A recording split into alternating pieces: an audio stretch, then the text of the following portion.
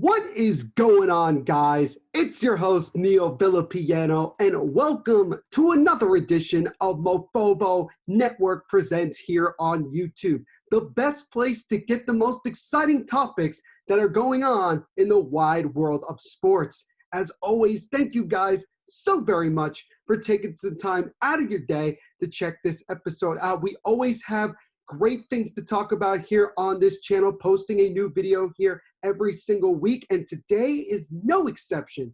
And today I wanted to discuss a certain potential Heisman Trophy quarterback who is most likely going to be, if he so chooses to go to the draft next year, projected to be the #1 overall pick.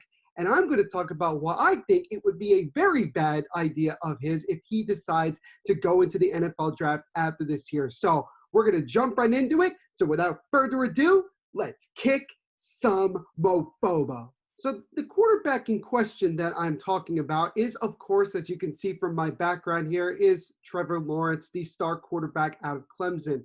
For those of you that may not know exactly who Trevor Lawrence is, let me give you a little bit of an idea as to who he is. Let me talk to you, or basically show you some of his accolades that he has.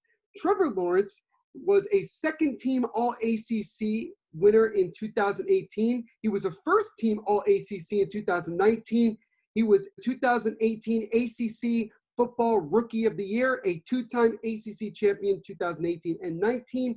He was the College Football National Championship Offensive MVP in 2018. And, of course, he won a national championship, blowing out Alabama in 2018. Now, Trevor Lawrence is in his junior season at Clemson University, and so far he's been absolutely kicking Mofobo, leading the Clemson Tigers to a 6-0 record. But unfortunately, and if you guys are checking this out on October 30th, back on October 29th, pretty much around 8:30 that night, it was announced by Clemson University that Trevor Lawrence has indeed tested positive for the coronavirus. So he will be out in Clemson's next game against Boston College. And there is some doubt as to whether or not he will be ready to go in about 8 days, or 8 or 9 days to be exact, when Clemson takes on arguably its toughest test of the season in the Notre Dame Fighting Irish. So there are some questions about that.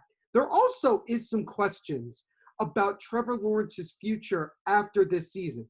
We know that most likely the Clemson Tigers will be in the Final Four and once again competing for a national championship. They lost last year in the national championship game against LSU and Joe Burrow.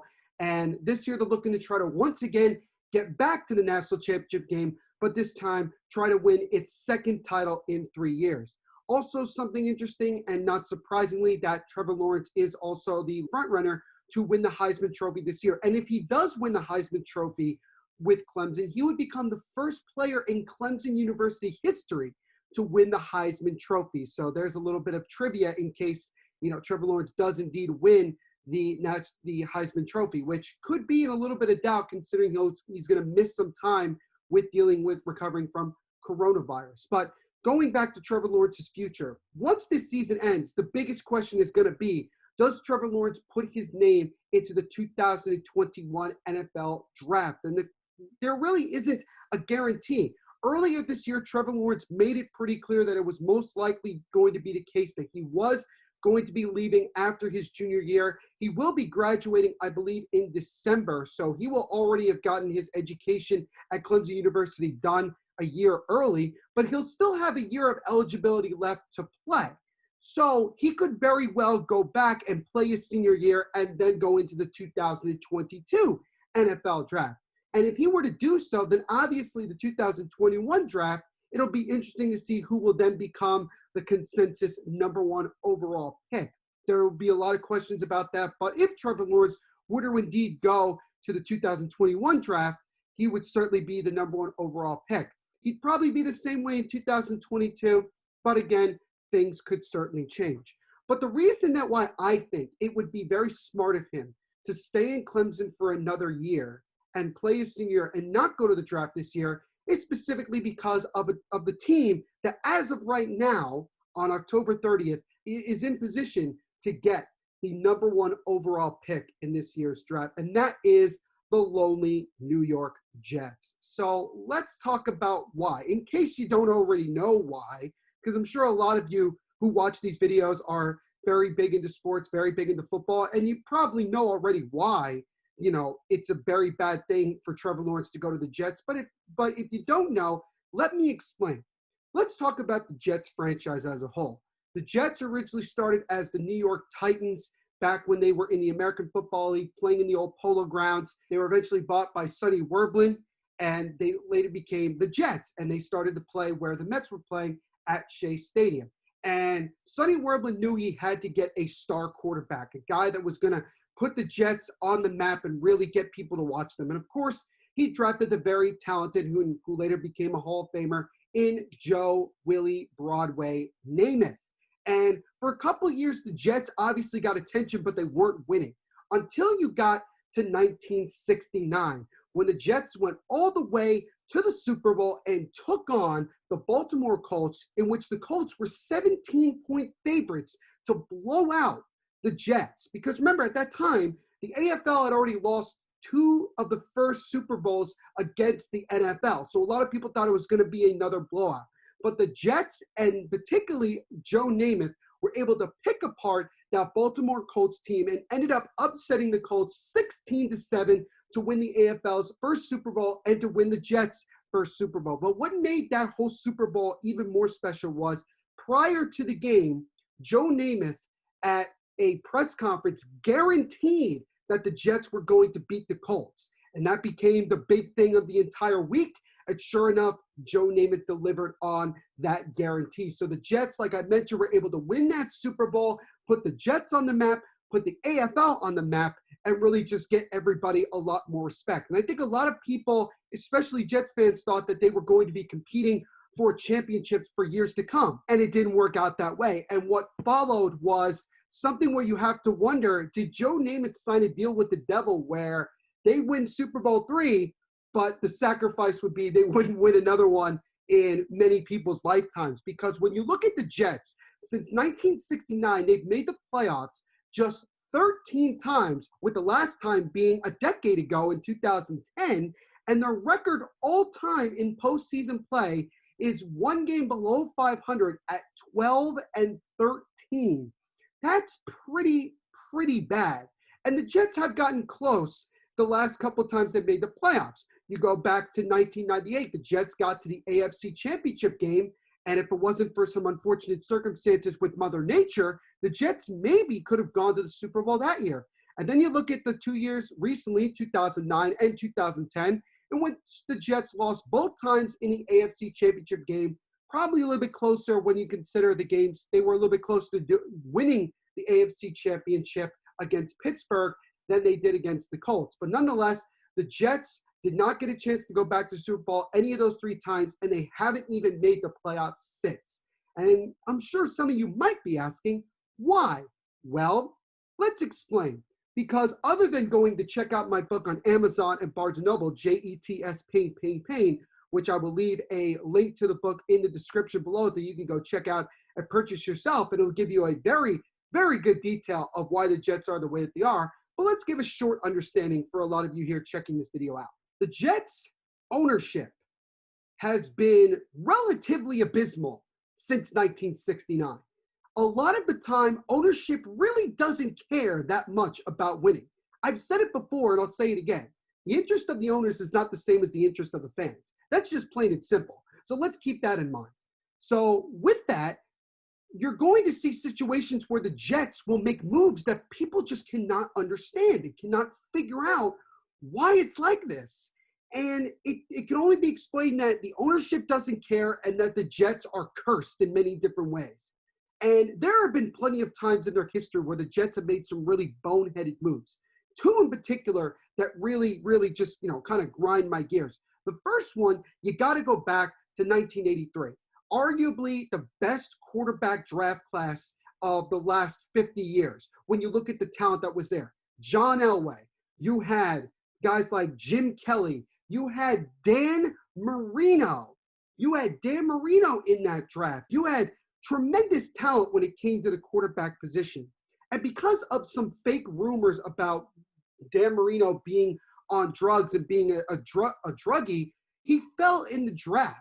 He was projected to go in the top 5 or top 10 at least before that rumor came out. And then it actually, and then once the draft came and the rumor came out, as a result, he continued to drop. And then you got towards the end of the first round and Dan Marino was still there. And the Jets were right there. Dan Marino was right there, and the Jets had a chance to draft him. The Jets did draft a quarterback. It just wasn't Dan Marino. No, they took arguably the greatest quarterback in Division II football history, in Ken OBrien. Who exactly, you might ask? Well, Ken OBrien, for many people, was an unknown. Fun fact, he had a winning record overall in his career over Dan Marino, but you knew he was never going to be the talent that Dan Marino became. And in just his second year, Dan Marino took the Dolphins to the Super Bowl. Now, obviously, the Dolphins never won a Super Bowl while Dan Marino was there. It's not entirely his fault. But the fact that the Jets had a Hall of Fame quarterback right there and they didn't take him is mind-boggling. Then you go about a decade and a half later when the Jets were in prime position to draft Warren Sapp, a Hall of Fame defensive tackle. This guy was going to be a monster, and he would help out the Jets tremendously.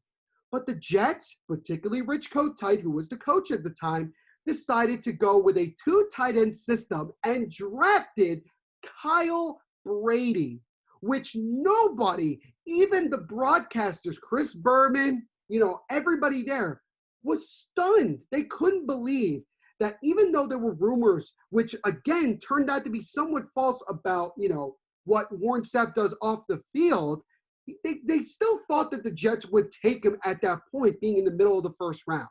But the Jets ended up, throwing the curveball of all curveballs and drafted Kyle Brady. Then you obviously know about, especially if you're a younger Jets fan, you know about when the Jets traded up to draft Mark Sanchez in 2009. And Mark Sanchez, through the first 3-4 years of his career, really showed signs that he was going to be an all-time great Jet quarterback. I mean, first 2 years, boom, they're in the AFC Championship game. And then all of a sudden, he started to really sputter. And then he got hurt in a preseason game in the third quarter, which why was he even playing in the third quarter is beyond me. Got hurt, never recovered, with the Jets, and became a journeyman quarterback. And the Jets haven't had a decent quarterback since then. And you know what? Sam Darnold is a very talented quarterback. He's just on the wrong football team. And since 1969, the Jets have drafted so many players with so much potential, and it hasn't worked out. They've drafted bum coach after bum coach. The Jets' last, half-decent head coach that they've had was Rex Ryan. Think about that. That's over, if not just about a decade ago. The Jets are an incompetent franchise, and their ownership doesn't care. Woody Johnson right now is the ambassador to the United States in the UK for President Donald Trump. And I think most likely there's a chance that he won't be there much longer. But Christopher Johnson has been in charge, and Christopher Johnson has just let this entire organization just completely explode right in front of our eyes. Why? Because the Jets ownership doesn't care about winning. There is no such thing to them as bad publicity. Anything that involves them, even something like what I'm doing right now, talking about the Jets, this is what we get. They want that. They want us to get mad. They want us to talk about that. They want us to constantly mention their name because they're still getting coverage, making money, no matter how bad they are. And this year in particular, they are without a doubt the worst football team I have ever seen in my entire life. And you're talking about the 2008 Lions and the 2018 Cleveland Browns, who both went 0-16. The Jets are most likely going to go 0-16. They're not winning this week against the Kansas City Chiefs. We know that. It's only a question of, well, how badly are they going to lose? But the Jets are without a doubt worse than both of those teams because you can at least make an argument that those two teams were trying to win a game. The Jets aren't trying to win a game. First of all, let's go back a season ago when Mike McCagney, who was still the GM of the Jets, was basically forced, because I'm going to be honest with you, if what ended up happened, and it's all true, why did Mike Maccagnan hire this guy in the first place? Nonetheless, Mike Maccagnan was forced to hire Adam Gase, who had already proven that he was not a very good coach. He wasn't even a decent offensive coordinator. Going to the Jets, he already had 3 or 4 years where his offensive rankings were in the 30s in the NFL. The 30s. I mean, that's putrid. Absolute putrid. But nonetheless, he gets hired as the head coach. They go through the draft, and out of absolute nowhere, without any warning whatsoever, Mike Maccagnan is fired as the Jets general manager. Now, to be fair, a lot of Jets fans wanted him out anyway, so it wasn't that big of a deal. What was a big deal was the fact that Christopher Johnson said effective immediately, Adam Gase, who was already the head coach, was going to be the interim general manager and was allowed to hire whomever he so pleased to hire, and that would be the general manager. How does a head coach with absolutely no pedigree whatsoever win a power struggle over the sitting general manager? I mean, how does that happen? Really? Nonetheless, eventually Joe Douglas becomes the general manager of the Jets, and the Jets start off last year very poorly. Obviously also because, let's face it, when your quarterback somehow gets mononucleosis, which has never happened in the history of football, at least not to my recollection, you're going to struggle. And the Jets struggled in the first half of the year, and they ended up losing to not one, but 2 winless teams in the same season, which I don't think has ever been done in NFL history. They actually ended up with a half-decent record at 7-9, but only because of the fact that they played a lot of piss-poor teams that were, and this is surprising, worse than the Jets that year. But going into this season, you knew that the Jets had to take it to another level. They had to start really winning football games and being good. And they had talent around them. The first mistake they made is, for some reason, they didn't even try to keep Robby Anderson. They just let him go in free agency. All right, that was strange. But maybe the Jets will try to get some weapons in the draft. They didn't even draft a wide receiver until the 4th round. And they didn't get any big names in free agency. So right then and there, you're wondering, what exactly are we trying to do here? Where is this team going? Then you have the whole situation with Jamal Adams. And I did a video a few months ago, and I'll leave the video up here. But I did a video about this when Jamal Adams was eventually traded to Seattle Seahawks. And the reason behind that was because, Jamal Adams wanted to be the highest paid safety. The Jets didn't want to do it right now. And it got so bad that Jamal Adams basically got himself out of New York. And I'm telling you this right now, that's all because of ownership not wanting to pay. They don't pay people. They haven't done that in a long time. But then you might ask me, well, Neil, what about Le'Veon Bell? Well, I'm glad you brought up Le'Veon Bell. Because if you remember, just about 2 weeks ago, Le'Veon Bell was criticized for liking some tweets about Le'Veon Bell should leave the Jets, Adam Gase is an incompetent head coach, blah, blah, blah. And for that reason, at least that's what we're going off of, that reason, Le'Veon Bell was going to be traded by the Jets. Nobody wanted to take on that terrible contract that the Jets gave him. So what did the Jets do? Instead of just holding on to him and then releasing him at the end of the year, no, they released him right there. Right there, they released him. How do you do that? I get that you wanted to get rid of him, but that's not the smartest way to do it. Nonetheless, Le'Veon Bell's released, and you just wonder to yourself, what exactly are we doing right now? And Sam Darnold is absolutely getting creamed with a terrible offensive line, no weapons, and an incompetent head coach who clearly has checked out. That's just going to be honest. Adam Gase has checked out. He checked out several years ago, and I'm sure he's shocked that the Jets still have him as their head coach. And that's primarily because the Jets don't care about winning. They're one of the most talked about teams in the NFL because they stink, because they are garbage, because they are terrible. That's why they're talked about as much as they're talked about. So the Jets sit at 0-7, no help on the offense, very piss-poor to mediocre defense, and they're trying to trade Quinnen Williams after a season and change, so they're clearly getting rid of him. The Jets are pretty much saying that they are tanking. They are.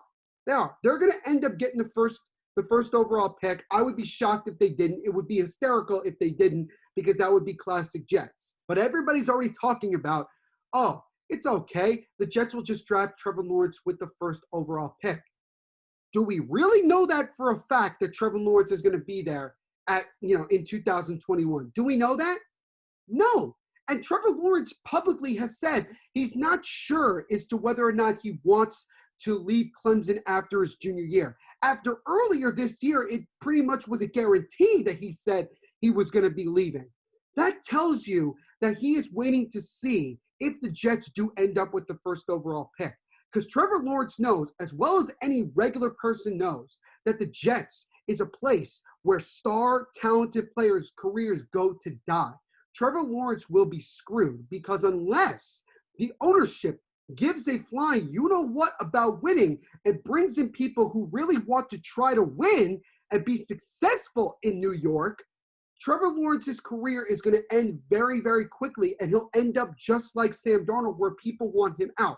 Sam Darnold can be a very, very good quarterback in this league if he's put around the right pieces. And ever since he got to the league, the Jets have constantly made his time worse and worse, where he's had to carry more and more of the load and deal with more garbage than any quarterback in the NFL over that period of time. So Trevor Lawrence is looking at Sam Darnold and saying, do I want to be like him in the next 3 years, where all of a sudden they're wondering if I should be traded away? Like, that's what I'm saying. Is there a guarantee that Adam Gase is going to be a head coach after this year? I wouldn't say it's a guarantee, but knowing the Jets, I think there's still a possibility that he could go 0-16 and he could still be the head coach in 2021. There is that scary possibility. So let's just keep that in mind. But let me just finish this up by saying this. Trevor Lawrence, if you go to the Jets, you're going to theoretically die, because you're going to an organization that hasn't cared about winning in nearly half a century. In half a century. They haven't tried to win. They don't care about winning. They've shown that year in and year out. You're going to a team that, yes, plays in the biggest media market in the world. No question about it. But you're going to a franchise that has a below 500 record in postseason history all time and is not going to win a game this year. Now, obviously, the only place you can go from that point is up. But if you have a bad offensive line and very little to no weapons around you and no good coaching that's going to help you learn the NFL game, Trevor Lawrence will be out of the league in 2 or 3 years, because he'll look bad. Everybody will think that it's Trevor Lawrence's fault, and people will forget that it's actually because the coaching and the ownership and the management stinks, and it will continue to stink. So the bottom line is simply this. Unless ownership either miraculously changes its ways and says, I want to go win, I want to be successful, or they sell the team to somebody who thinks that way, the Jets are going to continue to be this way no matter who they bring in. They could bring in Jesus Christ himself and they'll still only win a game or two, because that's how piss poor the Jets are. That's how they've been this poor for as long as they've been this way. That's just the reality of it. So Trevor Lawrence, my advice to you, my friend, you know what? You're going to be graduating in about a month and change. You're the best player in college football. I do wish that you recover as quickly as possible from the COVID-19 virus. I really hope that nothing untoward happens to you physically, while you're dealing with this. So my thoughts and prayers to you. But you're going to probably continue to dominate this year. You'll most likely win the Heisman Trophy, barring some craziness like you're going to be out for several weeks or whatever. And you can just come back and have another relaxed year and do what you need to do. And I think most likely the Jets won't be the first overall pick in 2022. They'll probably win a couple of games and they probably won't get it. And you can go somewhere else. Or you could pull an Eli Manning and just be like, I don't want to play for that team. So you could draft me, but then I want you to trade me immediately to someone else. So you have options. You hold all the cards here. The Jets desperately want you. You don't desperately need the Jets. That's what I'm looking at. So, Trevor Lawrence, I would say to you, my friend, relax, continue to enjoy the college life. You're getting married. Congratulations, by the way. Enjoy that as well.